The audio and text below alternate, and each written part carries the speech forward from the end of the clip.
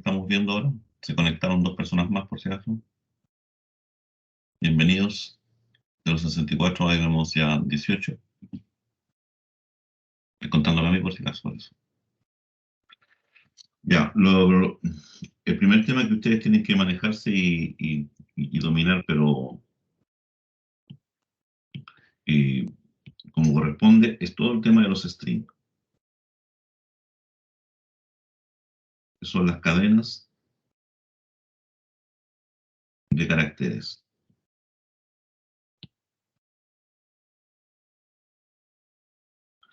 Eso es lo más importante. Todo lo que manejamos nosotros son strings. De ahí es que, por lo tanto, todo lo que son los métodos, que son aquellas cosas que modifican los strings, hay que aprendérselos. Para eso yo les dejé aquí en el LMS, ¿cierto? Hay un montón de información con respecto a los strings. Ahí están los métodos. Esto hay que sabérselos al revés y al derecho, sí o sí. Esa es la idea. Después, cuando yo ya manejo un string, necesito agrupar. Necesito mantener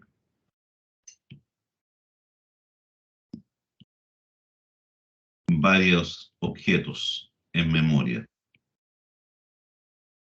Lo podría hacer a través de variables, pero eso no es muy saludable porque si yo voy a almacenar en memoria, entre comillas, 100 strings, necesitaría 100 variables. Entonces, para eso, nosotros trabajamos y estudiamos el concepto de las listas, que son bastante similares en sintaxis, en todo a los strings, pero son totalmente distintos en su concepción. Las listas me permiten mantener en memoria, ojo, todo esto es memoria, una colección de objetos, todos bajo el mismo nombre, pero que ocupan una posición distinta. Eso ahí tenemos los subíndices. Aquí también hay que estudiar todo el tema de los métodos que existen. Recuerden que nosotros hicimos un paralelo, cómo llevar string a listas y cómo llevar listas a string. Fundamental, eso lo vimos con todos los ejercicios, así que eso es lo que hay que entender. Esos son los dos elementos fundamentales que tenemos para contener y almacenar la información en memoria. Y en el lenguaje en que ustedes vayan a trabajar, generalmente se llaman string, cadena de caracteres, como quieran en todos los lenguajes. Las listas las manejamos nosotros en Python. En el lenguaje C son arreglos. En Java también se llaman arreglos. O sea, ahí tenemos un sinnúmero de posibilidades en los distintos lenguajes, pero siempre el mismo concepto. Capturo string y los manipulo y los transformo. Ojo que los strings son cadenas de caracteres, pero después hay que transformarlos a números o hacia otro tipo de datos, generalmente los números. Y para eso teníamos el float y aquí teníamos también el int. Son las cosas que hay que ir entendiendo. Todo lo que capturo yo siempre es un string. Todo es un string. Por lo tanto, debo hacer la transformación. Si yo capturé un número, no he capturado un número, he capturado el dibujo del número. Por lo tanto, para que dentro del computador se transforme efectivamente en un número, debo hacer esa transformación. Recuerden que el input solo captura string. Eso nunca lo vayan a olvidar. En otros lenguajes hay distintas instrucciones para capturar string, para capturar float, para capturar enteros. Pero la idea es siempre la misma.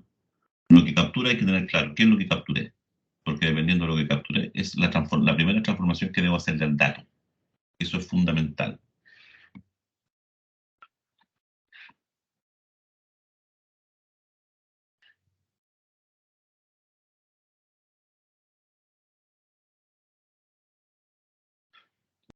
José pregunta con respecto a las tuplas. Sí, las tuplas son otros elementos parecidos a las listas, pero tienen la dificultad de que son como constantes, no las puedo manipular. Una vez que las creo, no las puedo ni agregar, ni eliminar, ni nada por el estilo. Tienen una sintaxis bastante similar a todas estas otras cosas. Se reconocen porque son con los paréntesis redondos, pero efectivamente no la usamos en demasía porque no las podemos ir trabajando de manera dinámica, no pueden ir creciendo ni eliminándose. Es cuando yo necesito crear, por ejemplo, un conjunto de datos que no los voy a modificar nunca, ni le voy a agregar, ni le voy a quitar, ni voy a cambiar algún valor de ellos, que sería una constante desde el punto de vista matemático. A eso nosotros usamos tuplas, pero esa es la única diferencia. Son como una especie de lista las tuplas, pero que no se pueden modificar. Por eso no trabajamos mucho con ellas. El próximo semestre vamos a trabajar con el otro concepto que también va asociado junto a las listas, las tuplas, que son los diccionarios. Pero eso ya requiere un poco más de madurez en lo que es programación. Así que no se compliquen todavía con las tuplas. Ya. ¿En qué estábamos nosotros? Estábamos viendo. Ahora no, una copia de seguridad me está pidiendo.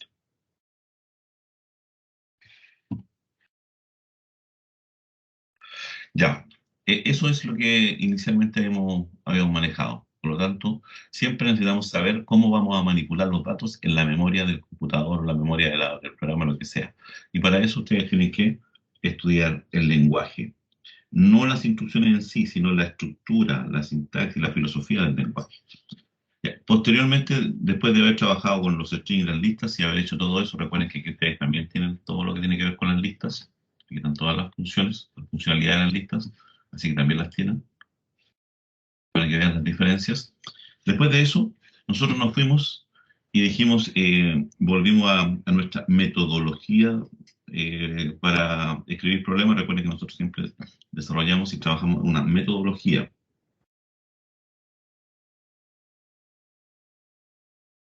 La metodología para la resolución de problemas.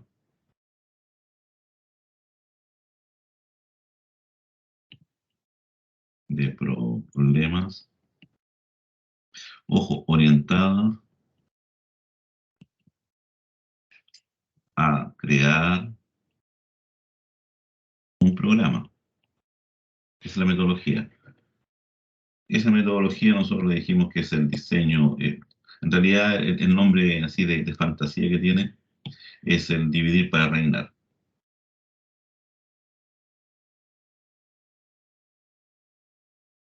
¿Y en qué consiste?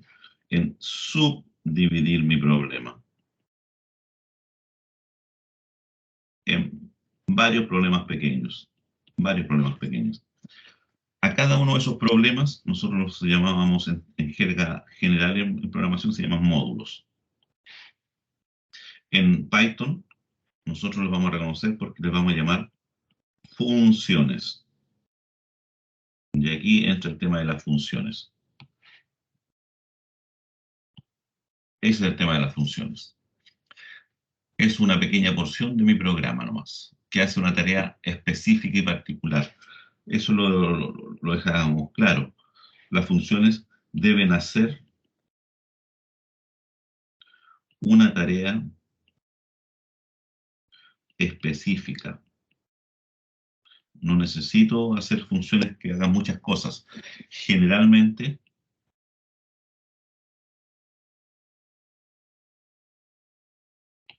solo hacen una cosa y la hacen bien.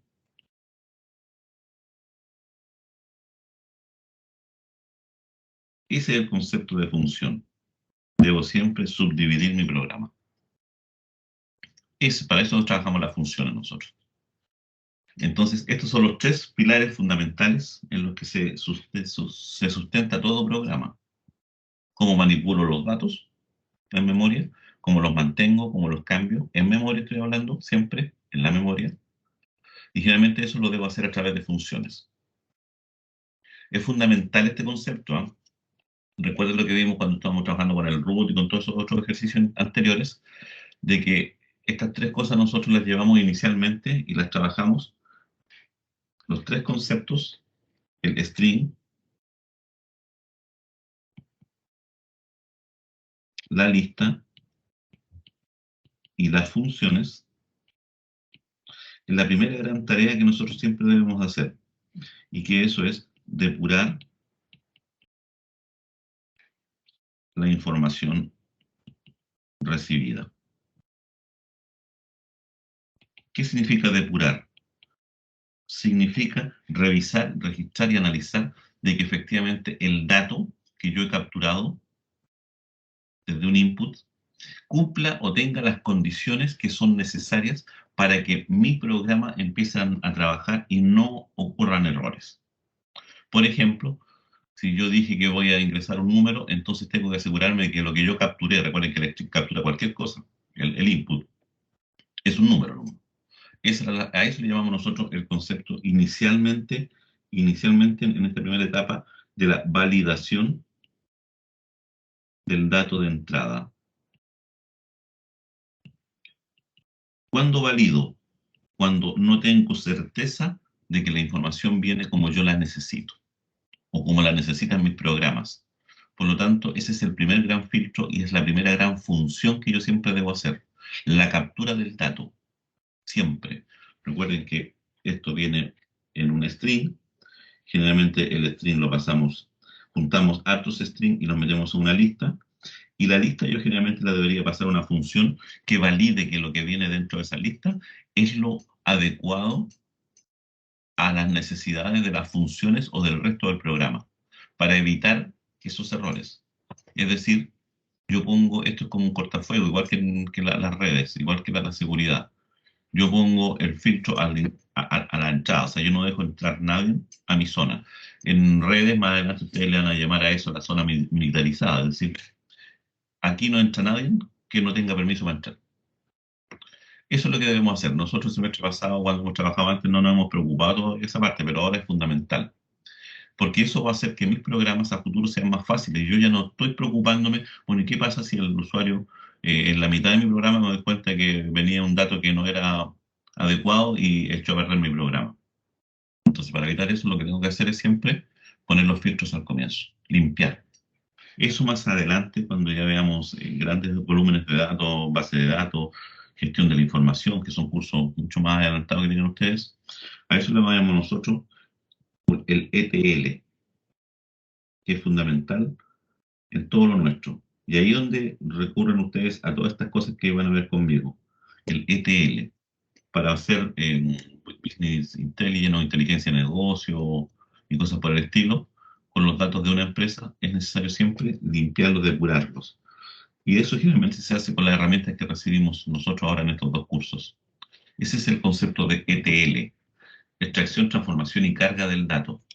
Es fundamental manejarse en eso. ¿Qué es el ETL? Ustedes lo pueden buscar por ahí y se van a dar cuenta. ETL, extraer, transformar y cargar. Es el proceso de compilación de datos a partir de un número limitado de fuentes. ¿Se dan cuenta en qué consiste el ETL? Eso es lo que estamos haciendo nosotros ahora. Estamos extrayendo la información, es decir, capturándola desde el input inicialmente, la estamos transformando, es decir, dejándola como yo la necesito y posteriormente la cargamos en nuestros programas. Ese es el concepto de ETL. Ojo, eliminamos datos, existen muchas más cosas de las que nosotros vamos a ver inicialmente, pero desde ahí proviene todo lo que nosotros vamos a trabajar, por si acaso. Y eso más adelante ustedes lo van a ver y van a decir, pero si el profe nos dijo que era así, sí, así era. Ahora nosotros hacemos una función, de hecho, los datos los estamos nosotros extrayendo inicialmente desde un string que viene desde el input, desde lo que digitó una persona, que es muy factible de que esa persona se haya equivocado al momento de digitar. Por lo tanto, hay que limpiar esa información. En el caso de los root era más clásico, era más complicado todavía porque yo me podía equivocar en la primera parte que era un número, sí, era un número, pero a lo mejor me equivoqué en el dígito. Y eso va a hacer que no coincida con mi dígito verificador. Entonces también esa es una etapa de validación del dato. Y cada una de esas cosas hay que hacerlas en funciones separadas. Eso es fundamental entender lo que es la programación. Y obviamente para terminar, el último gran concepto que nosotros vimos acá, si ustedes, después de las funciones, vimos los archivos. ¿Y por qué vimos los archivos? Que es el otro gran tema que nosotros necesitamos que ustedes también manejen. Y todos los archivos que nosotros manejamos son archivos de tipo texto. Es decir, se procesan, ojo con esto, se procesan por línea. Todo lo que viene desde un archivo, todo lo que rescate de un archivo texto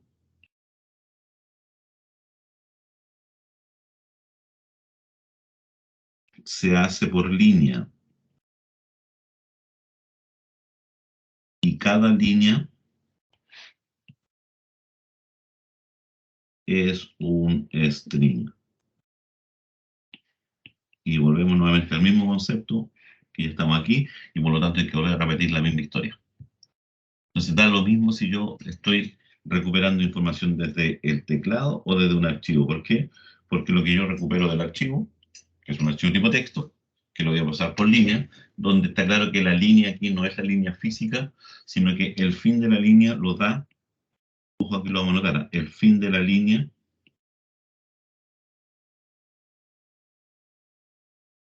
lo entrega el enter, también más conocido como el \n. Ese es el fin de la línea. Por lo tanto, una línea puede contener un carácter o puede contener un millón de caracteres. Hasta que yo no apriete el enter, eso no es una línea. ¿Estamos de acuerdo? Ese es el concepto fundamental. Y aquí ahora se nos juntaron todas las cosas. ¿Se dan cuenta? Lo lógico siempre era capturar un string. Si eran muchos datos, los pasaba a una lista. Esa lista yo, esos datos que estaban ahí, debía revisar generalmente a través de una primera función. Y de ahí recién los debía pasar a mi programa. Pero ahora agregamos el archivo, pero no importa, porque el archivo, ¿qué es lo que hace? Captura string. Y volvemos a caer nuevamente en esta misma lógica. Entonces, esa es la forma de capturar y de procesar datos siempre, ¿no? en nosotros. Por lo tanto, hay que entender ahora, así como vimos las cosas que tenían las funciones, las funciones reciben y entregan datos. Lo mismo pasa con los archivos. Existen métodos para trabajar con los archivos, cómo leo datos de un archivo y cómo grabo datos de un archivo. Eso es lo que hemos hecho en la práctica. Eso es todo lo que hemos hecho nosotros durante todos estos días. Y todo esto lo estamos ejemplificando en varios ejercicios, pero el que había quedado pendiente era este. Porque a todo esto, después que ya tengo clarito esto, que son pocas instrucciones, el input, el print, asignaciones, algunas cosas, el if, el while, más que eso no necesitábamos inicialmente, a excepción obviamente de los métodos de cada una de estas cosas. Pero junto a esto, también cuando yo quiero programar cosas, existen cosas que ya están hechas y me van a ayudar a mí y yo no tengo que volver a hacerlas de nuevo. Y a esas nosotros le llamamos las bibliotecas o librerías. O librerías. En realidad el concepto es biblioteca, pero viene del inglés library. Bibliotecas que generalmente están compuestas por un sinnúmero, por varios módulos o funciones que traen internamente. Profesor, se quedó en la otra pizarra. Muchas gracias. Bibliotecas o librerías, library, están compuestas por varios módulos. Existen dos tipos de bibliotecas. Una que son las estándar, que estas, se me está quedando el lápiz, estas vienen en el paquete Python.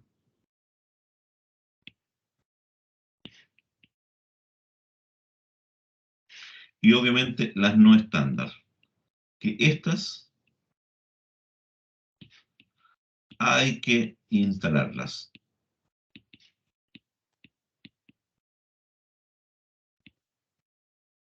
Esos son los dos grandes grupos que nosotros tenemos. Las estándares, las bibliotecas estándar,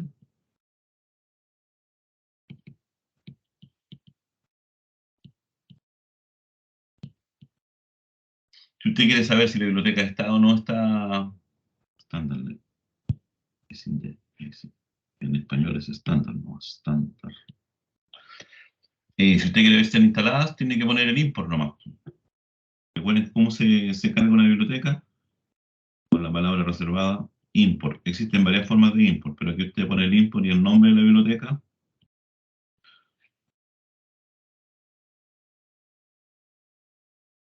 Si le da un error y le dice que no existe el módulo, es porque hay que instalarlo. Obviamente esto no debería ocurrir en la biblioteca estándar si usted instaló bien el Python. Eso es la forma de chequear si ya está. Hay varias formas de bibliotecas estándar, hay varias. De hecho, aquí cuando les dije yo, un paseo por la biblioteca estándar, ¿cierto? ¿Dónde está el paseo por la biblioteca estándar? Paseo por la biblioteca estándar. Aquí hay varias. Ojo que la más importante es la OS. Sería bueno que ustedes le echaran siempre una miradita. La SIS, de mi punto de vista, son las que inicialmente, todas estas otras sí existen también y pueden usarlas. La matemática, la random, todas estas bibliotecas yo creo que ustedes le pegaría una buena miradita y haría un pequeño resumen de ellas. La URLlib, que es interesante eh, porque me permite conectarme ya a cosas externas. La Dates también podrían eh, conocerla si es que quisieran. Si quieren comprimir cosas como esas. Ya esta otra ya no son las estándares. Esa es la que yo les dije que por lo menos ustedes tendrían que manipular. La OS, la SIS, la MAC, la Random, la URLlib y la Date.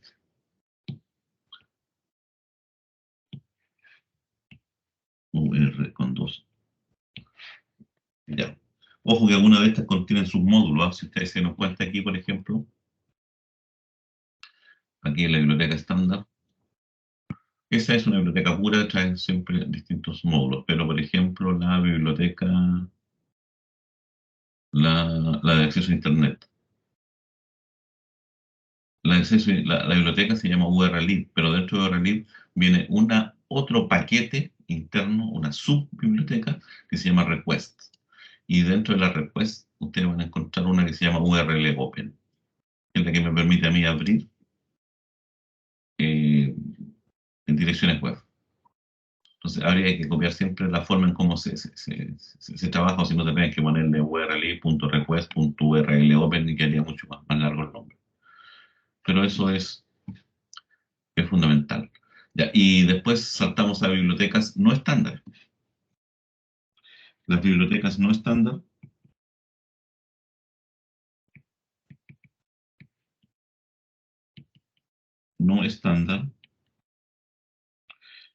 que significa que hay que instalarlas. Instalarlas.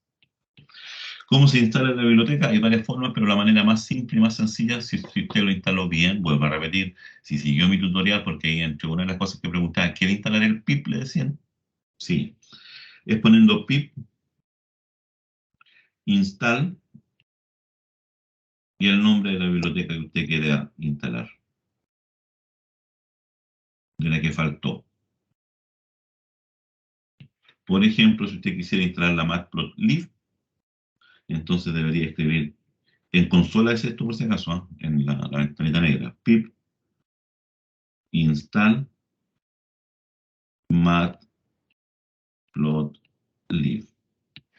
Y en ese caso la va a instalar. Si él necesita alguna cosa distinta, si él necesita alguna biblioteca adicional, el pip se las va a instalar. Resuelve todas las dependencias que se necesiten para poder instalar la biblioteca Matplotlib. Esa es la biblioteca no estándar, que es la más importante que nosotros vamos a trabajar generalmente en esta primera parte del curso, porque me permite graficar. También deberían hacer una miradita a la NumPy, la SSPy, a la... ¿Cuál es la otra que yo le había mencionado?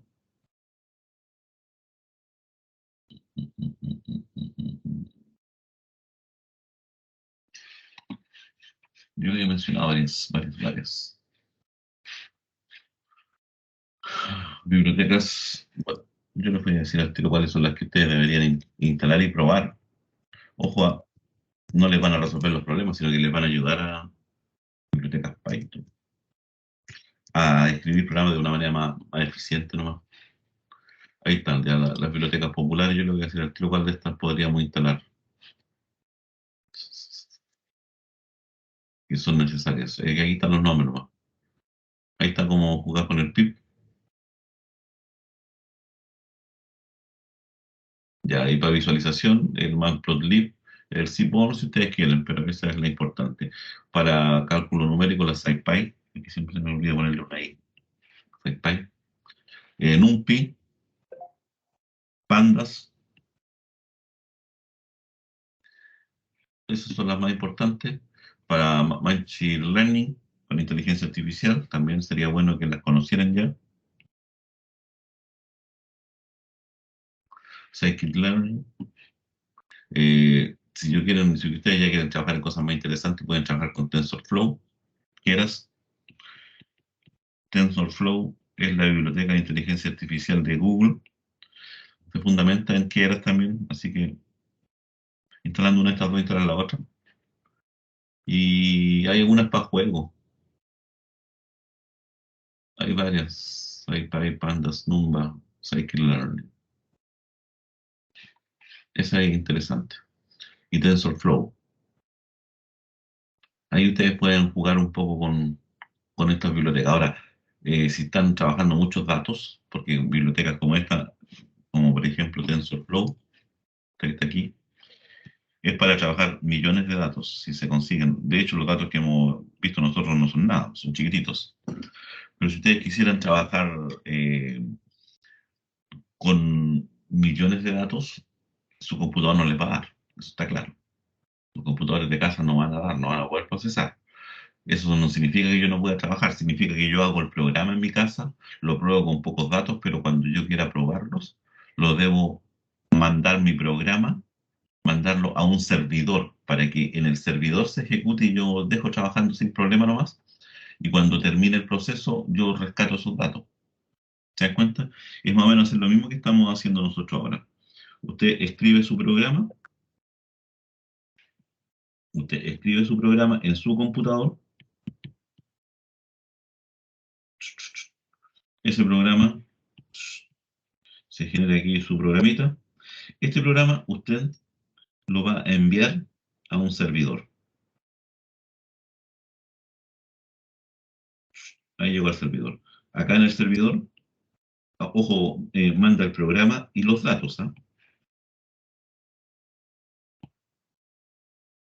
Todas esas cosas las manda al servidor. Acá es donde se ejecuta.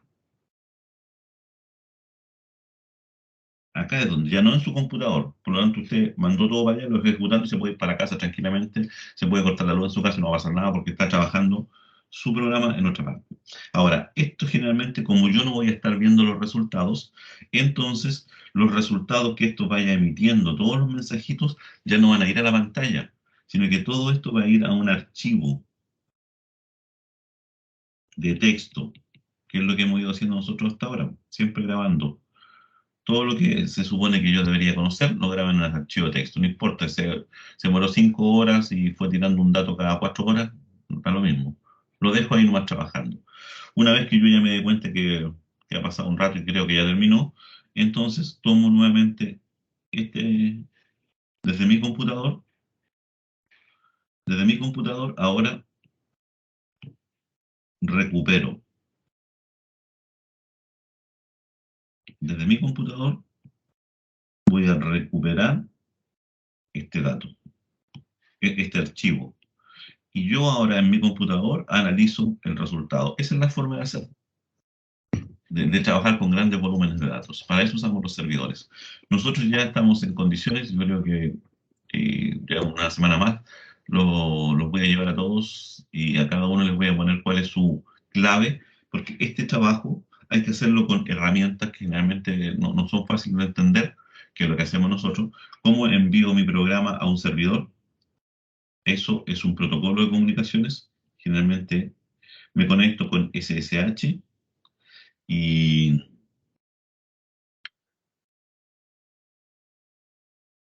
y con SSH me conecto al servidor. Hay programas que lo hacen. Y además envío datos a través de un protocolo FTP. Son dos protocolos distintos. Uno es para conectarse y otro es para enviar datos. Si uno se compra la aplicación buena, hace todo en una sola, pero nosotros como generalmente potenciamos el software libre, vamos a trabajar con estas dos cosas. De hecho, ustedes podrían ya instalar un programa que se llama PuTTY, lo bajan, está gratis para Windows, y para el caso del FTP vamos a trabajar con FileZilla. Son dos programas gratis. Desde Windows, ¿eh? Desde Windows, desde Mac, al que tenga Mac, después le digo yo cuál es el programa que tiene que trabajar. Y con eso se va a poder conectar. Con SSH se va a conectar al computador y con FTP va a enviar datos. ¿Se dan cuenta? Y cuando ahora quiera recuperar datos, la misma historia. A través del FTP recupera los datos. ¿Y quién es el FTP? En nuestro programa, FileZilla. Son dos programas que vamos a tener que jugar. Y con eso nosotros no vamos a poder conectar a cualquier servidor. Nosotros vamos a conectarnos a uno que le vamos a llamar inicialmente, el nombre de batalla que tiene es Coloso. Ese es un servidor interno nuestro. Ahí vamos a poder probar todas estas cosas del SSH, el FTP y cosas por el estilo. Así que eso, pero eso queda pendiente por mientras.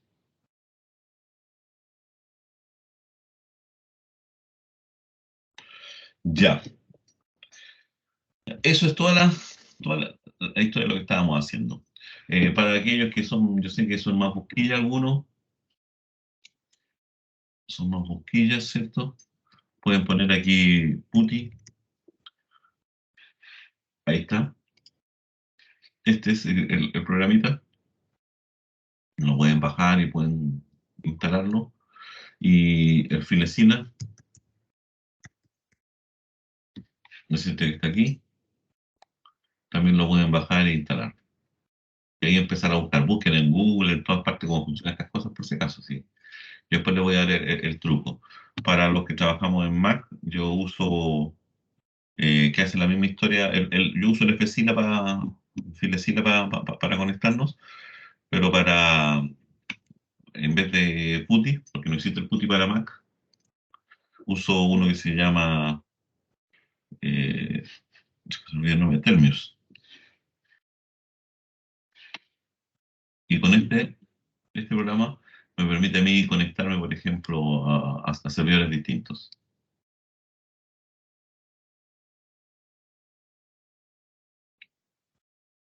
Ah, perdón, me falta una cosita aquí.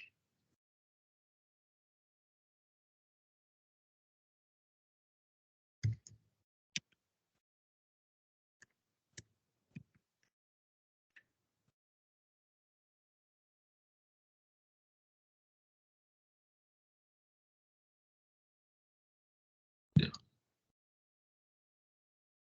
Ahí estoy conectado a una máquina distinta, ¿ven? Ahí estoy conectado a una máquina Debian, que es distinta, no es Coloso, que es otra máquina, que aquí todo es a punta de comando. Acá no existen ventanitas. Aquí es donde yo puedo enviar o no enviar mis programas. De hecho, tengo varios datos acá enviados.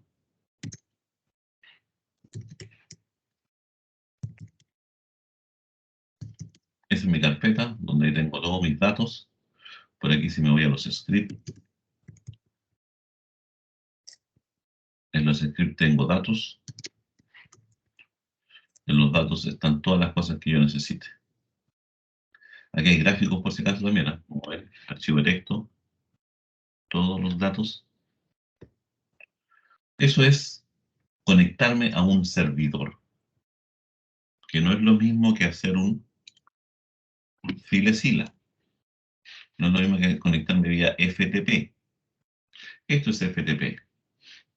FTP me muestra acá en esta pantalla mi computador y acá me muestra el computador remoto. ¿Se dan cuenta?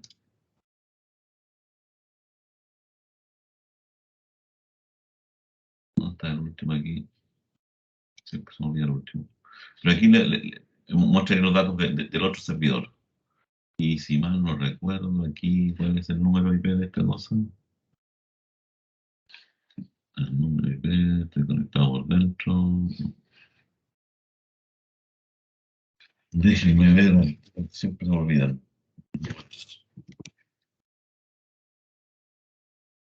Es que esto lo estuvimos viendo hace poquitito con el encargado del laboratorio para que ustedes pudiesen tener acceso a estas cosas. Y la semana pasada mandó los datos, pero no los pesqué mucho, los datos del servidor. ¿No?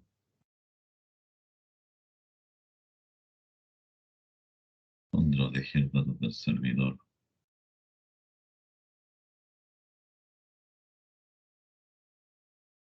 ¿Dónde dónde me mandó el Teams o el LMS? No me acuerdo.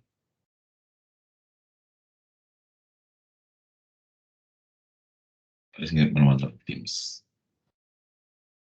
Ahora sí que lo mandó al Teams.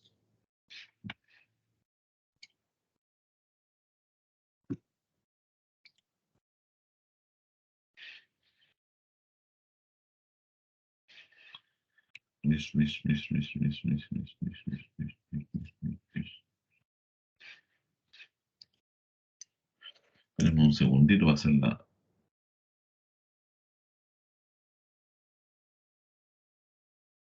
hacer la conexión completa ahora.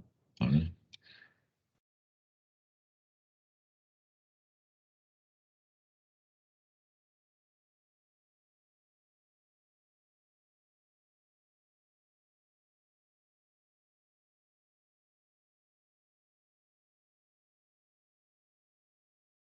No, no era ahí.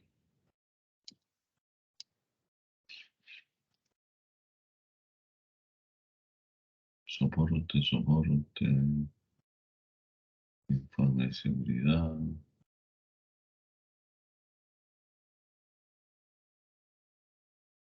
estructura de datos, algoritmo, no, no me acuerdo de lo dejé. Pueden que buscar, lo que pasa es que formateé la máquina, arreglé la otra nuestra. Y yo tenía anotado todos esos numeritos en alguna parte. De hecho lo tengo, pero no.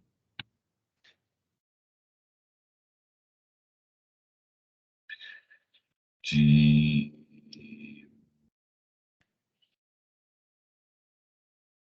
que tenía toda la información de un servidor que era importante.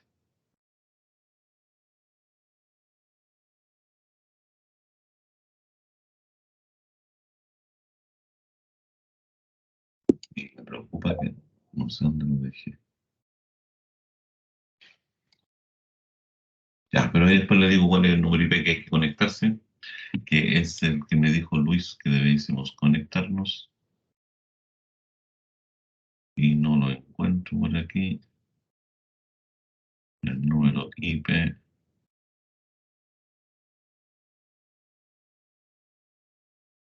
Bueno, el server me fue bien. Ya. Ya, pero esa es la idea de esta cosa. Uno pone aquí los datos. Aquí aparece la información de tu computador. Acá, una vez que ponga las credenciales correspondientes con las contraseñas, va a aparecer la información del otro. Y es cosa de pescar uno de aquí, lo mueve hacia acá, y ahí ya estamos moviendo desde un computador a otro datos. Y aquí echamos a andar el programa. De hecho, aquí también tengo instalado Python. Ahí está el Python 2.7, tengo instalado en este servidor, que este no es el que vamos a usar nosotros, y el Python 3. Tengo todo eso instalado aquí, que lo uso para otras cosas, que es mucho más poderoso esta máquina. Así que eso es, y después para desconectarse acá,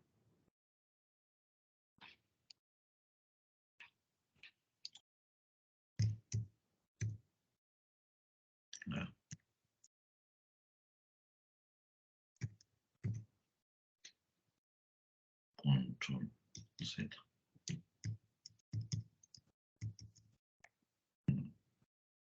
No me quiere descargar con Z, no me quiere desconectar. Siempre pasa lo mismo por si acaso. Así que cerramos y cerramos. Ya, esas son las herramientas que nosotros, eso es lo que hemos hecho hasta ahora. Por lo tanto, ¿y qué es lo que estaba pendiente para ustedes? Tomar estas mismas cosas que yo ya les he explicado, tomar los archivos totales, ¿cierto? Los datos, y a partir de esos datos ya generar gráficas.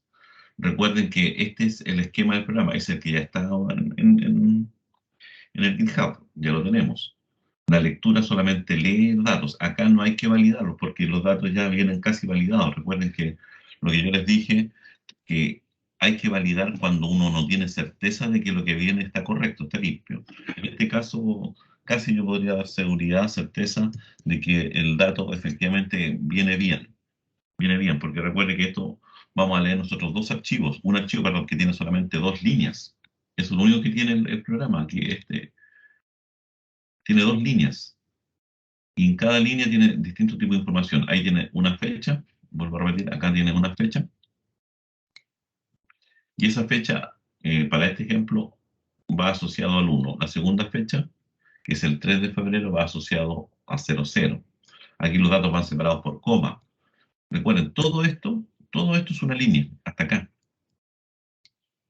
Toda esta información, por lo tanto, esta información tiene dos líneas. Y esas líneas son eh, información de ese estilo. O sea, cuando yo genere el X y el Y, voy a tener que ese dato va asociado a este valor. Este dato va asociado a este valor. Fíjense que es una lista de string. Esta es una lista de números. Ojo con eso, números. Por eso había que transformarlo a número, porque lo que yo leo del string, del archivo es un string, y después lo transformo a número. Eso es lo que nosotros vamos a hacer ahora. Eso es lo que nosotros hicimos en el ejercicio inicial aquí en el muestra COVID, ¿cierto? Cuando leíamos, sacábamos la fecha con el split, dividíamos y ahí teníamos la lista X que contiene única y exclusivamente las fechas.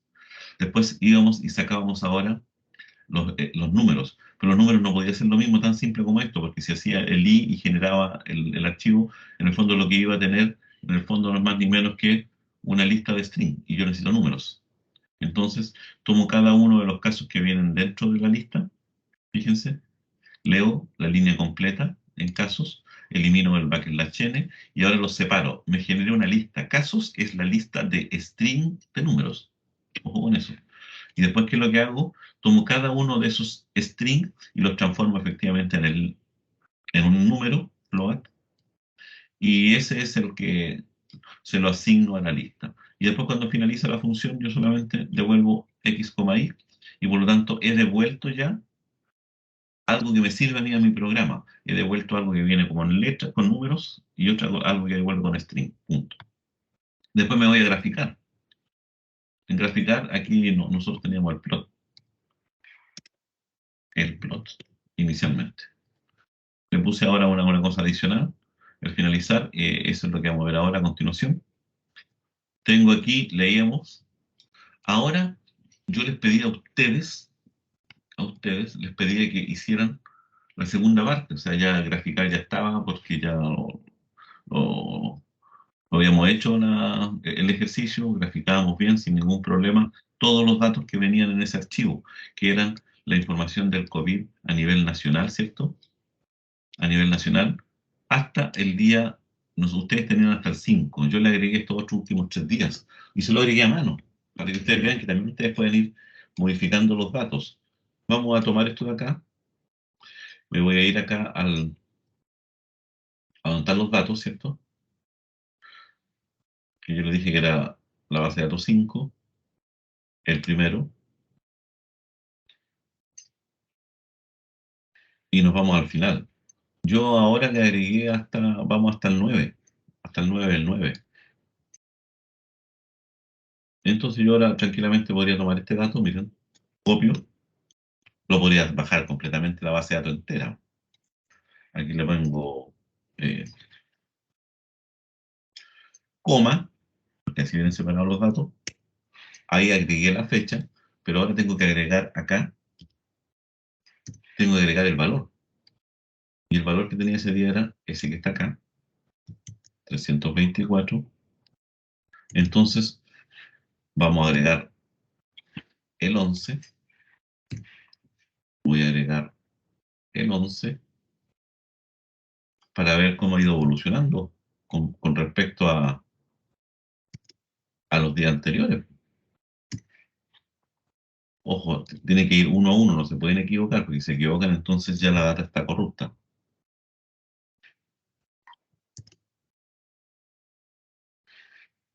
Vamos en el 11, vamos a dejar aquí hasta el 12. Aquí uno empieza a hacer los análisis, ¿eh? Recuerden que esto es interesante porque esto es lo que nos van a, por esto les van a pagar a ustedes después, por descubrir cosas interesantes. Descubrir cosas interesantes en los datos. Ustedes, esta es la forma en que efectivamente se han hecho famosos muchos de las empresas. Google, por ejemplo, no. Google no es famoso por el buscador. ¿Dónde está el dato?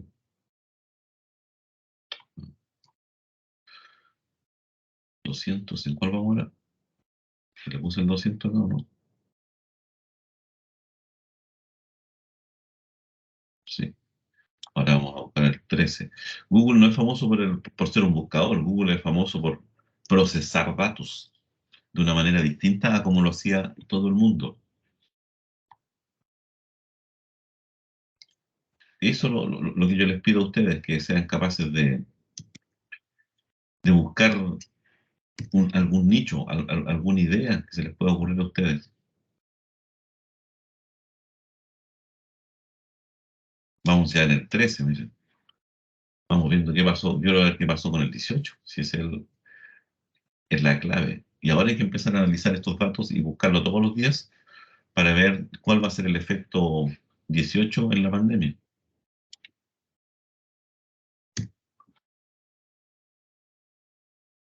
Ahí bajaron. Y ojo, que aquí uno hay que considerar un montón de variables. Uno no puede llegar a decir, no, si para el 18 bajaron los contagios.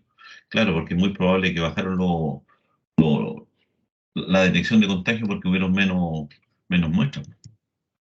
Entonces ahí es donde uno empieza a decir, a cuadrar, empieza a chequear cuántas muestras se hicieron para que mi dato efectivamente sea referente, porque si no, un dato así al azar no nos puede ayudar mucho. De hecho, estamos en el 16 ya, mira.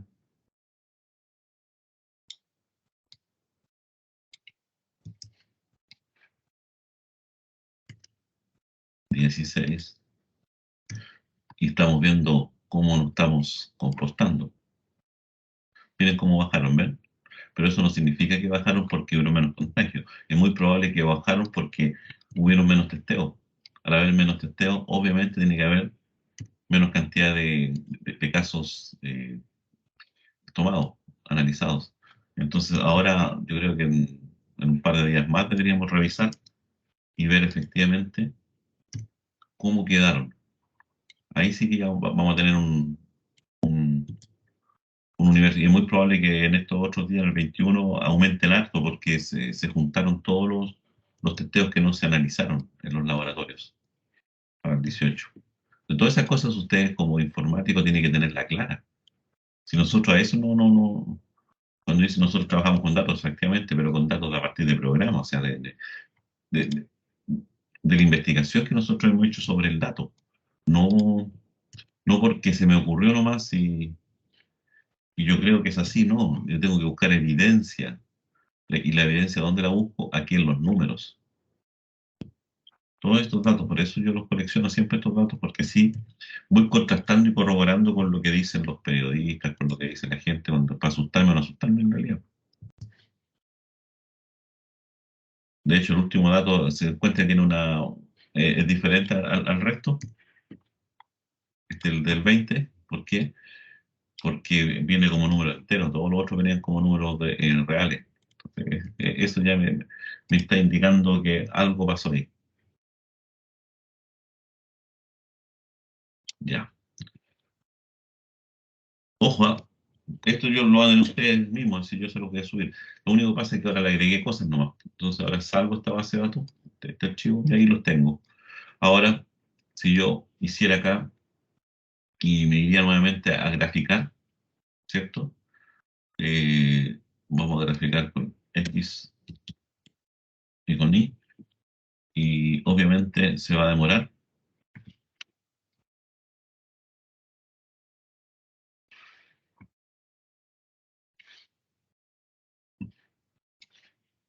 ¿Se acuerdan que estaba ahí? Miren?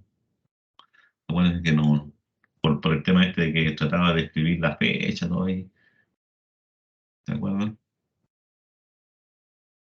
Así es como se ha mantenido todavía. Ya. Pero a mí lo que me interesaba de esto era, ya que entendieran ustedes que yo podía ir agregando más elementos a mi archivo, porque yo manejo eso. Ya. Ahora nos vamos a ir al programa que había que trabajar. Una función que se llama datos resumen por mes. ¿Qué es lo que yo quiero hacer con esta función?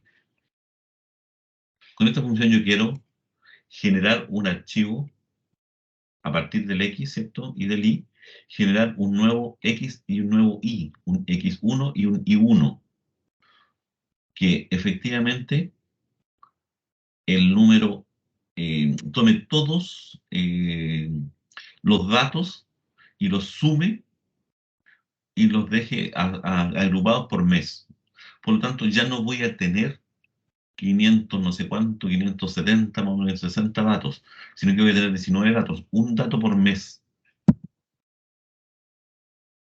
Un dato por mes. Es decir, cuántos datos subieron en el mes 3, cuántos datos subieron en el mes 4, cuántos datos subieron en el mes 5. Y por lo tanto ya mi archivo no va a ser gigantesco, sino que va a ser chiquitito porque va a estar por mes. Fíjense que la fecha acá tenía el día, acá ya no tiene el día, solamente tiene el mes. Agrupé por mes. Agrupé todos aquellos que decían 2020-03, los fui sumando. Pero sumaba quién? El valor de mi. Y con eso agrupaba. Y con eso generaba estas dos listas, que en realidad son 19 valores. Y con eso yo voy a poder tener ahora una gráfica distinta. Una gráfica que a lo mejor me permite a mí hacer un análisis distinto, pero sobre los mismos datos. Vuelvo a repetir, el dato está. El X y el Y existen. Lo que pasa es que yo el X y el Y los procesé de una manera distinta ahora. Usé una función distinta, que es esta. Datos resumen por mes. Y con esa generé el X1 y el Y1. Y ahora voy a ir a graficar, pero para graficar uso la misma función, ¿no? Si la graficar, esta función recibe dos cosas y grafica lo que le tiren.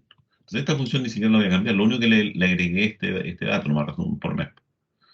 Ahora voy a ejecutar mi programa, porque mi programa capturó primero el X y el Y, que son todos los datos, le pasé el X y el Y a esta función, y esta función lo que hizo fue agrupármelos, y me generó dos listas nuevas, la lista de X1 y Y1, que son listas mucho más pequeñas que las anteriores, tienen 19 datos.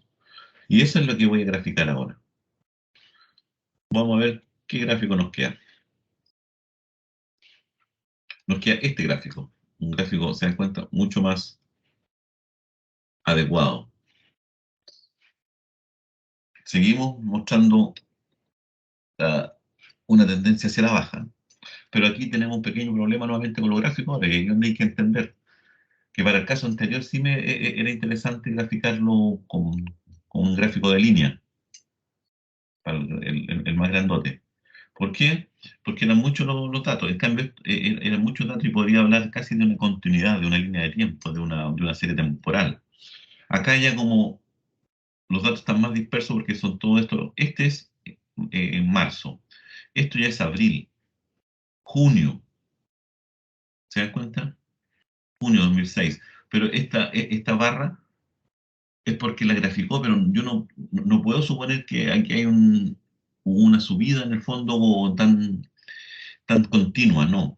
Aquí hubieron puros pics, puros picos nomás de datos, porque ahora los tengo separados. Entonces, esta gráfica ya no me sirve. O sea, sí me da una idea, pero tal vez otro tipo de gráfico. A lo mejor si me voy a la función graficar, y en la función graficar no voy a usar el plot, sino que voy a usar uno que es de barra, el bar. Y voy a ejecutar nuevamente el programa cambiando solamente eso. Y miren la diferencia que yo obtengo. A eso me refería yo. Marzo, abril, mayo. Y ahí uno puede decir rápidamente, oye, ¿sabéis qué? En realidad el problema para la primera hora lo tuvimos en junio. En junio llegamos hasta los 120.000, 130.000 datos. De ahí decayó rápidamente en julio, agosto, septiembre del año pasado, ya veníamos bajo, pero ojo, en septiembre igual veníamos bajo acá, miren, veníamos bajando, pero nuevamente se produjo un pico. Entonces eso es lo que están ahora evaluando nomás, si va a ocurrir lo mismo o ya podríamos decir que efectivamente estamos dejando atrás la pandemia.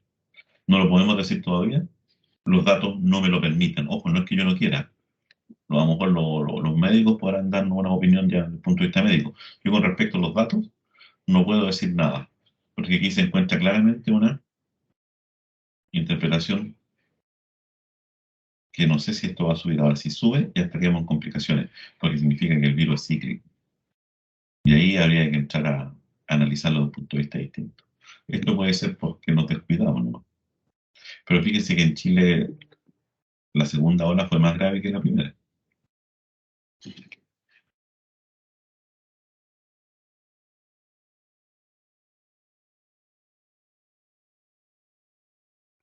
¿Se dan cuenta?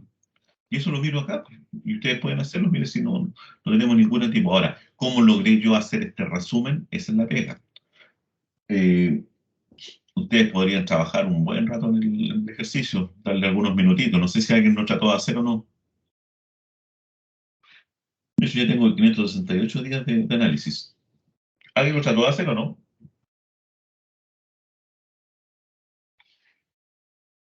Estoy hablando como loco solo, como siempre. Por mi parte, no, profe. Por mi parte tampoco estuve haciendo otro tipo de ejercicios.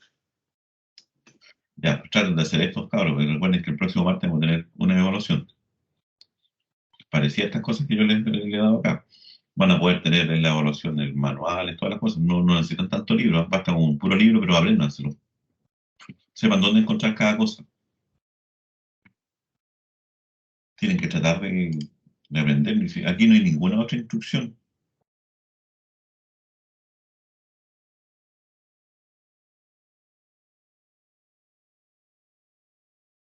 Ya, hay hartas cosas que aquí ustedes pueden analizar de esta perspectiva. Ahora, ¿dónde pueden buscar? Aquí tienen más datos. Si ustedes, en esta misma página que el ministerio, tienen casos totales, casos activos, pueden buscar más información, más datos de cómo, eh, por región, podríamos ver qué es lo que pasa con nuestra región. Casos totales por región. Ahí están separados por día. Por día. ¿Se dan cuenta? Ahí tendríamos que bajar todos estos archivos, abrirlos todos y buscar solamente los nuestros, los que son del Maule. ¿Se dan cuenta? Y ahí podríamos ver qué pasaba en el Maule. Ahí tenemos hartos datos que trabajar. Y se pueden jugar. Y si esto cuando digo yo jugar, es ponerse a probar. Pues las instrucciones siempre son las mismas. Y ya desde el semestre pasado que venimos trabajando con las mismas funciones, con todo. No tenemos mayores. Ahora, si ustedes quieren otro tipo de cosas, por ejemplo, no, yo no quiero analizar COVID, ya me tiene chato el COVID. Sí, puede ser. Pero les va a dar lo mismo, porque busquemos sismología. Esta es la página de sismología de la Chile. Pueden ver el catálogo, pueden ver terremotos. Y aquí está la base de datos de los terremotos de Chile. De ahí pueden ver los últimos sismos por si acaso. Los terremotos, desde dónde se tiene vigencia, desde dónde se tienen mediciones. Ojo, esta es una base de datos, esto habría que trabajarlo de una manera distinta. Sí, pues yo debería tomar todos estos datos y yo buscarlos y procesarlos y analizarlos. Lo más probable es que por ahí ya estén digitalizados, ya exista cómo bajarlos. Yo tendría que copiarlo aquí nomás estas cosas, ¿cierto? Y ver cómo llevarla a un archivo mío. Hay datos que no sé, hay valores que están perdidos. Entonces yo ahí tendría que depurar esto y transformarlo no sé en qué, pues, en qué. Veamos si se puede transformar en un Excel.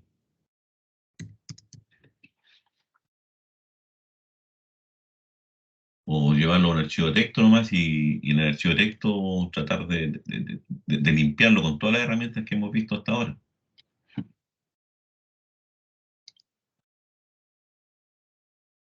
A ver Aquí está pegando.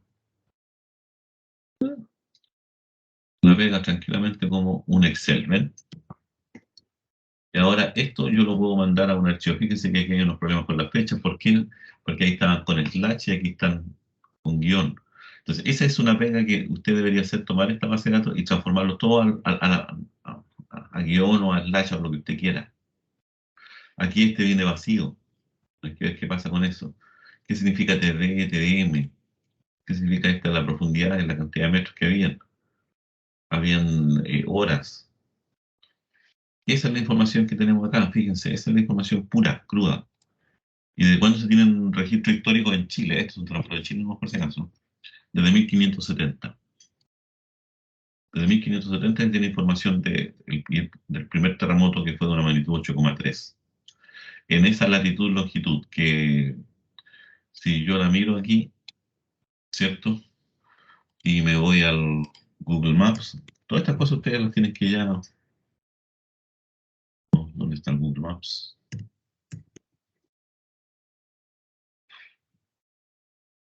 Voy a Google Maps, pongo esto que es latitud, longitud, ¿cierto? Creo que esto va separado por coma, si mal no recuerdo. Y me dice que la zona es esa, la 36,8, es más o menos Concepción, Biobío, por ahí cerca. Ahí por lo menos fue el primer epicentro del primer terremoto, por ahí más o menos da. ¿Se dan cuenta? Todas estas cosas son las que nosotros hacemos en informática. Después ustedes pueden pescar esto, que es una API del mapa, tomar ese numerito y que te muestre este pedacito. Todo eso se puede hacer. Para eso están las bibliotecas. ¿Se dan cuenta? Todo eso es lo que yo quiero que ustedes se manipulen. Ahí están los grandes terremotos, ¿no?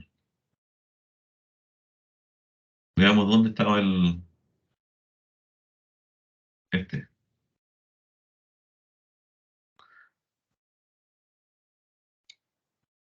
Esa es latitud, longitud. Aquí estoy hablando de terremotos, podemos hablar no sé, pues de marejada, el dato que usted quiera. Los datos están en todos lados. Ese fue en la costa. Ahí está el epicentro. Y dejó la escoba al lado de nosotros. ¿Se dan cuenta? Ahí está toda la información. Podríamos tratar de ver si existe una gráfica así cíclica en las fechas, donde se dieron el terremoto, cada cuántos años. Empezar a buscar esa información. Mira, aquí me aparece todo con slash, pero cuando yo la bajé y la pegué me aparece con guiones, ¿se dan cuenta? Entonces, todas esas cosas es lo que nosotros llamamos depurar. Y esto ahora, una vez que lo tenemos acá, yo esto lo debería ahora grabar como, o exportar, en realidad. Aquí no está como exportar, no está como guardar como. Y en guardar como yo la voy a dejar como texto separado por coma. Si quiero lo voy a dar como texto TXT, pero yo generalmente lo prefiero grabar como texto separado por coma. Esto se va a llamar terremotos. Lo vamos a dejar en el archivo, la carpetita de ustedes. Ahí debería quedar. Sí, porque ahí están los otros. Separados por coma.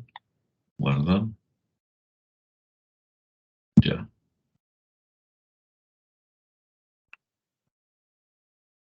Mm,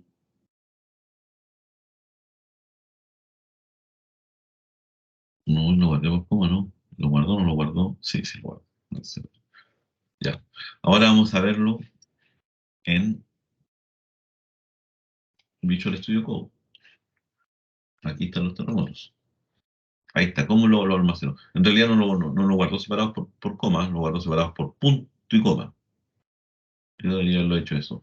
Este primer dato habla de la fecha, la hora, la latitud, la longitud, la magnitud ms, la magnitud md, la profundidad y el efecto, no tengo idea. La profundidad está en kilómetros. Fíjense que hay algunos datos ahí que están. Este primer dato ustedes lo pueden eliminar. porque no queremos el encabezado. Y ahí están todos los datos ya. Ahora yo lo podría leer tranquilamente esto.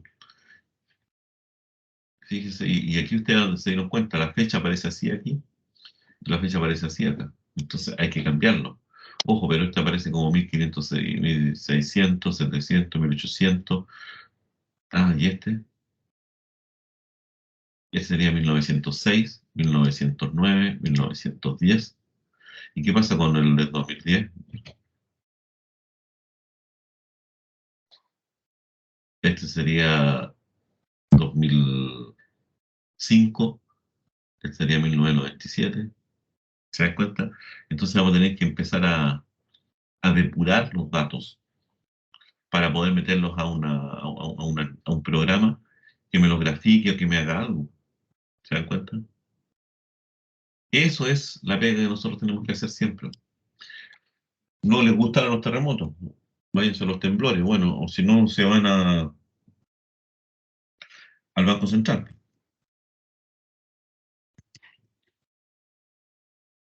Banco Central de Chile.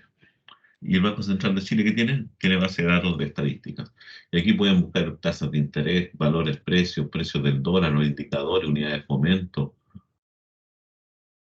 qué fecha, desde cuándo quieren tener la unidad de fomento, desde 2005, y la van día a día y pueden ir viendo cómo están los datos. Vuelvo a repetir, existen millones de datos, existe mucha información, por eso somos tan importantes ahora en lo informático, porque cada día se duplica casi la información que se contiene. Recuerden que cada hora que pasa, casi no sé, la mitad de la información de YouTube se sube cada media hora.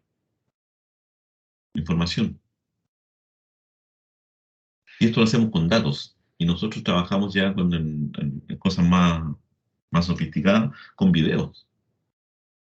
Analizar videos y buscar patrones dentro de videos. Aquí nosotros lo que andamos buscando es patrones, cosas que se repitan. Así ya les he dado COVID, les he dado terremoto, les he dado base de datos estadística, ahí pueden buscar el valor del dólar, el valor de la UEF, el valor del euro. Eh, no sé, pues, qué pasa con algunos, la bolsa no sé si mira, la bolsa de comercio Santiago.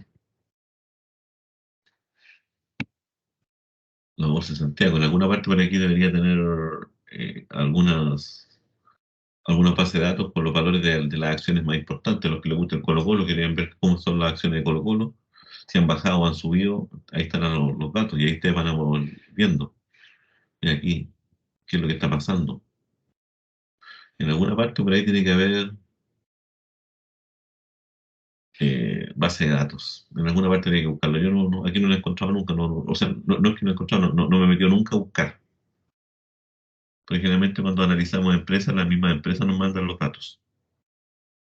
Esos son nuestros valores reales, ¿no? Bueno, entonces habría que buscar Bolsa de Santiago, estadísticas. Ah,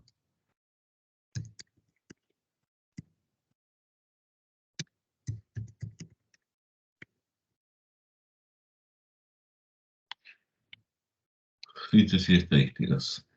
Ahí está. Mensuales, ¿qué quieren? Ahí está el valor del dólar, de la UF, todo lo que ustedes quieran. ¿Cuánto vale el dólar boliviano? Digo, No tengo idea. Este es el dólar. Generalmente habría que buscarlo aquí en alguna parte. En alguna parte están todos estos valores. No sé. Existe el dólar boliviano, ¿no? A todo esto. no, perdón, me equivoqué. Iba a decir el otro, pero mejor me retracto en este momento. ¿Cuál? El dólar, el euro. Existe dólar canadiense, dólar australiano, dólar neozelandés, peso chileno, peso argentino, peso mexicano, peso colombiano, el yuan, el yen, la moneda asiática. Ahí uno tiene que ver.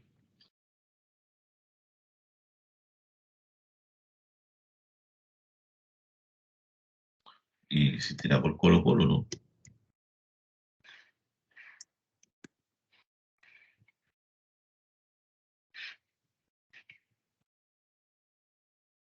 Ahí debería estar el valor de las acciones de Colo-Colo. Para ver si es rentable o no comprar acciones en Colo-Colo. ¿Es por el equipo o por la marca asociada al equipo de fútbol? No, es que el equipo de fútbol ya no existe. Existe un controlador que se llama Blanco y Negro. Ellos son los dueños de Colo-Colo. Y ellos tienen, y Colo-Colo entró a la bolsa, por lo tanto se dividió en acciones. Entonces ahora el dueño tiene un controlador. No es como antes que eran sus socios, el presidente del club, no, ahora existe un controlador. De hecho, existe el Club Deportivo Colo-Colo que no tiene nada que ver con, que no son los dueños de Colo-Colo. Los dueños de Colo-Colo son los que tienen la mayor cantidad de acciones. Y eso se denominan blanco y negro. Lo mismo que en la Universidad de Chile. La- varias, varios equipos. Creo que son pocos los equipos en Chile que no son sociedad anónima ahora. Curicó es uno de ellos, creo. No es sociedad anónima. Y la Católica creo que no. El resto son todos sociedad anónima. Por eso estamos como estamos con el fútbol. Ya, ahí tienen datos. Y volviendo a lo nuestro, si quieren saber cómo hice yo el famoso ejercicio, cómo se me ocurrió a mí hacerlo, que fue una de las formas de hacerlo. No es la única, no es la mejor. Vuelvo a repetir, es una. Les voy a mostrar. Lo que hice yo, recibí el listado completo, que era esto. Ese era el X y este era el Y. Completo, todas las fechas. ¿Dónde está?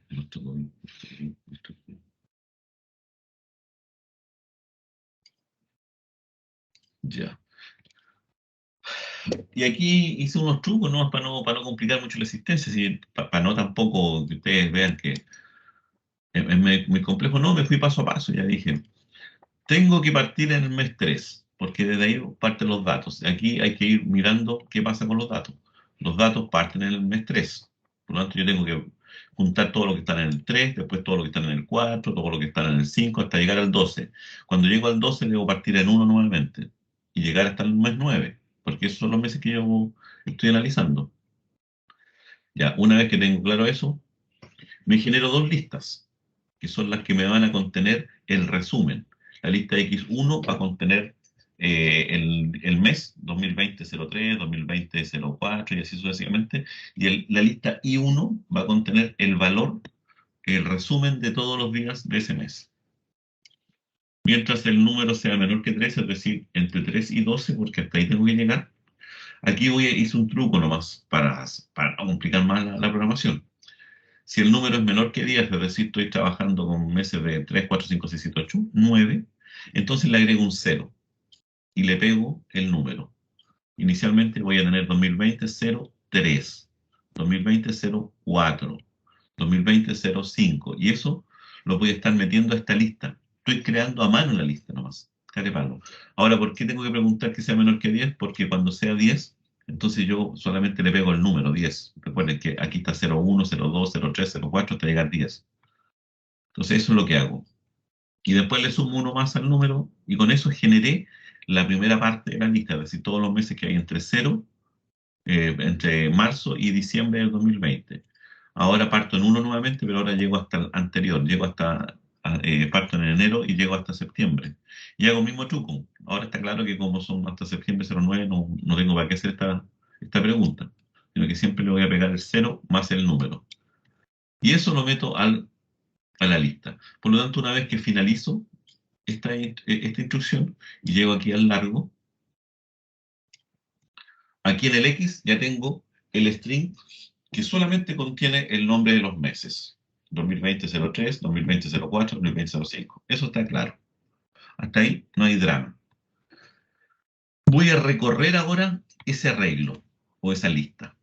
Voy a ir rescatando cada uno de los meses. Para eso voy a usar un subíndice I, que es el que me va a ir indicando en qué I voy. Y necesito un subíndice adicional. Yo le puse doble I, también lo batí en 0, para ver por qué.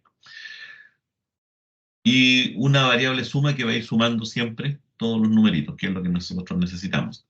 Ahora, mientras el I sea menor que el largo, es decir, el largo es la cantidad de meses, que serían 19. Mientras I sea menor que el largo, perfecto, ¿qué es lo que vamos a hacer?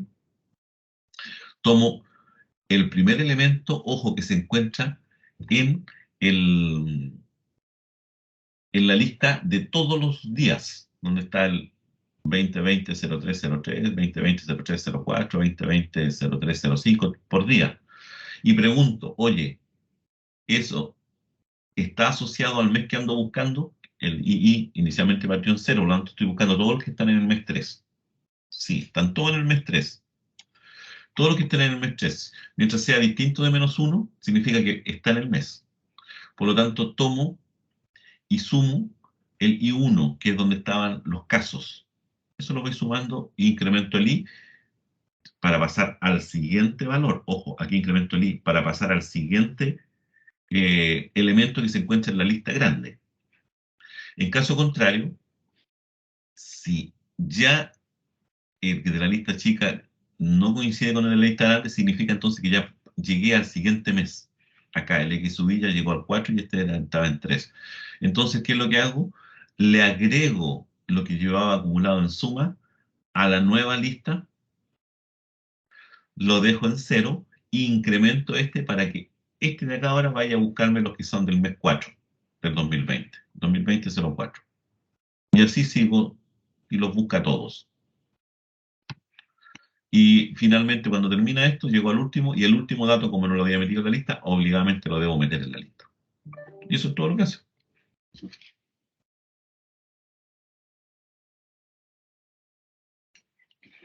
Eso es todo lo que hace. ¿Bien? Entonces, es cosa de analizar nomás y de ir probando, ir mirando los datos. Ya les dejé los terremotos, les dejé varios. Y esto ahora entonces yo lo ejecuto nomás tranquilamente y me genera esa información.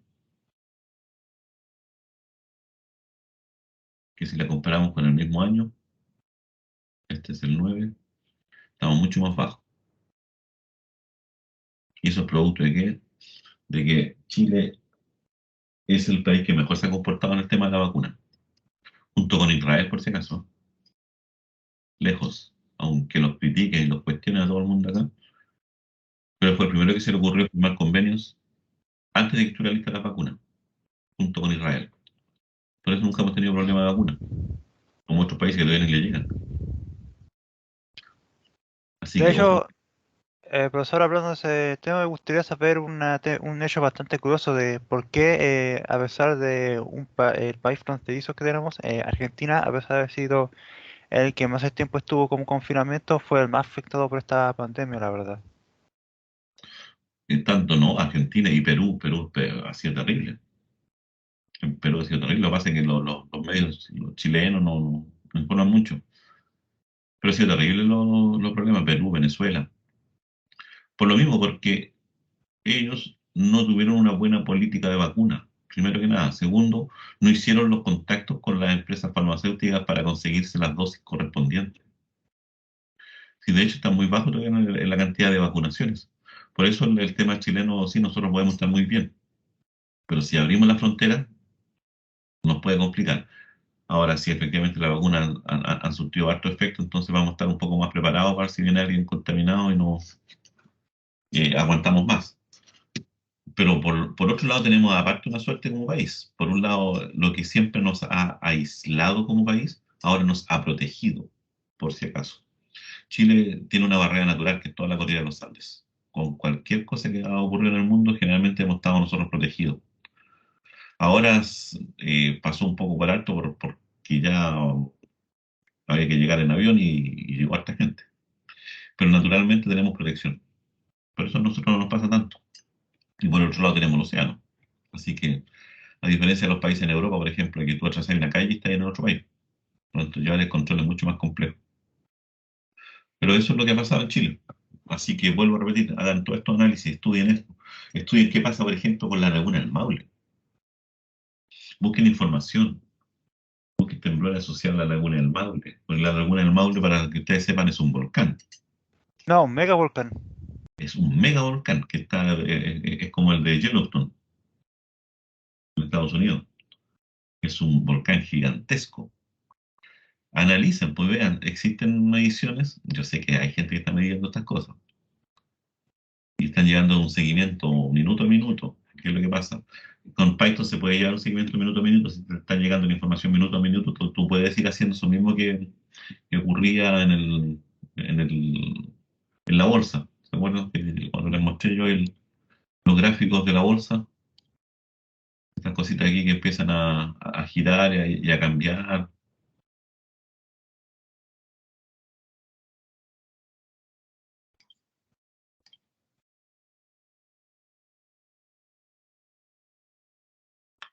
Aquí hay varios de estos que de repente empiezan uno a ver qué es lo que pasa con el dato y empieza, ahí pueden descargar los datos.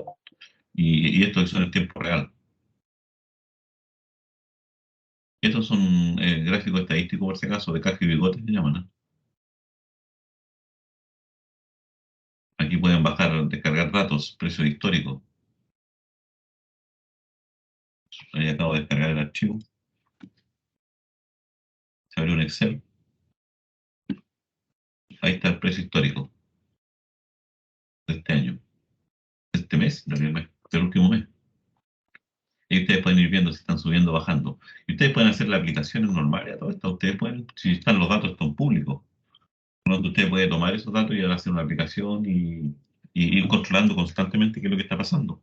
De hecho, si ustedes tienen los que tienen celulares iPhone, viene la aplicación siempre de la bolsa. Y ustedes ponen aquí en la aplicación el nombre de la empresa que ustedes quieren seguir y les va dando en forma totalmente eh, en directo el valor que tiene eh, las acciones que ustedes pueden contener en la bolsa. Sí, es para la risa esta cosa, o sea, no. ¿Dónde tengo aquí el de la bolsa? Yo los borro como no tengo acciones en la bolsa, entonces no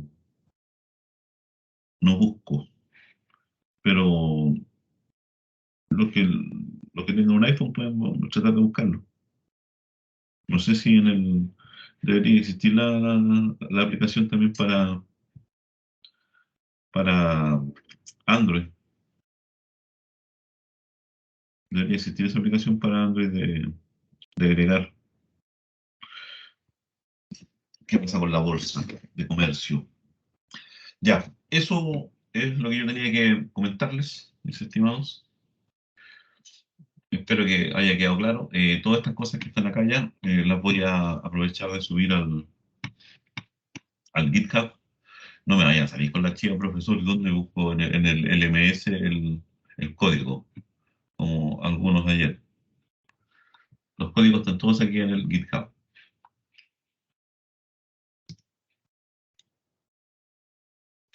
Ya.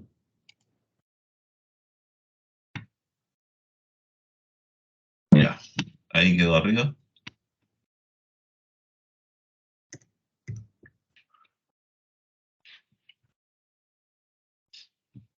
Ya, ahí está el total por resumen, ya contiene las últimas fechas, los últimos datos que ya habíamos mencionado, ya están arriba. El programita muestra COVID también. Y la base de datos con los datos del terremoto, que eso habría que depurarlo un poco más nomás para poder trabajarla. Pero ahí ustedes tienen que ingeniarla cómo depurar esa base de datos para poder hacer algún análisis estadístico al respecto. Ya jóvenes, los dejo entonces. Y les recuerdo que la próxima martes vamos a tener una evaluación online, sí, pueden estar con todos sus materiales. Les recomiendo tener el resumen de las listas, el resumen de los strings, el resumen de los archivos, basta y sobra. y algún libro si se manejan bien y que lo conozcan al revés al derecho para no tener que estar buscando a cada rato, sino que conozcan un solo libro nomás. Eso, además cualquier duda se la consultan también a Filip. Yo a partir de mañana no voy a estar aquí en Talca, ni mañana, miércoles, ni jueves, ni viernes. Tengo unos compromisos fuera de Talca por 3 días. Así que nos veríamos la próxima semana. Que les vaya muy bien, cuídense, revisen todo esto que vimos hoy día. Apenas Chao, profe, tenga cuídese. el video de la clase pasada, no sé dónde quedó, lo buscaba por todos lados, no lo encuentro, no me acuerdo si lo grabamos o no.